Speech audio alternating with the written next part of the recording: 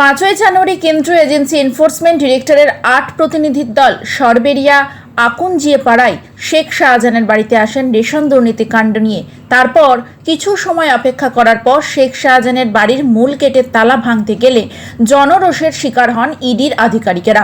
ভাঙচুর করা হয় একাধিক গাড়ি, গুরুত্বপূর্ণ নথি নষ্ট করা হয়। সেই ব্যাপারে নাজার থানার পক্ষ থেকে উভয় পক্ষের অভিযোগ হয়। সেই অভিযোগের ভিত্তিতে শেখ শাহজাহানকে গ্রেপ্তার করে রাজ্য পুলিশ। তারপর কলকাতা হাইকোর্টের নির্দেশে তদন্তের ভার পায় সিবিআই। তারপর কেটে যায় 10 দিন। সেই ঘটনার সময়ের ভিডিও ফুটেজ দেখে চিহ্নিত করা হয় সরবেরিয়া আগারহাটি গ্রাম পঞ্চায়েতের প্রধান জিয়াউদ্দিন মোল্লা সহ 3 জনকে। তাদের সিবিআই তলব করেছে আজ। মেন কারণ আমরা যেটা জানতে পেরেছি, হঠাৎ করে বাই ওভার টেলিফোনে যে এরকম ইডি সিবিআই এসছে, শেখ শাহজাহানের বাড়িতে ঘেরাও করেছে। জনগণের মুখে মুখে আমাদের এখানে তো 2,70,000-72,000 ভোটার সন্দেশখালী বিধানসভা 1-2 মিলে।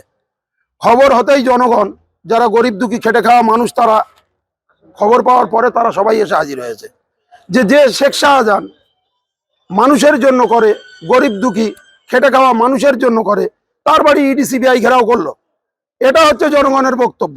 ইডি সিবিআই যদি এসে থাকে, তাকে তো নোটিশ দিলে পারত। সে যদি নোটিশে না হাজির হয়, তখন তার বাড়ি ঘেরাও করুক। তাকে নোটিশ না দিয়ে কেন আসতে বারবার এরকম ভাবে হেনস্থা করলো?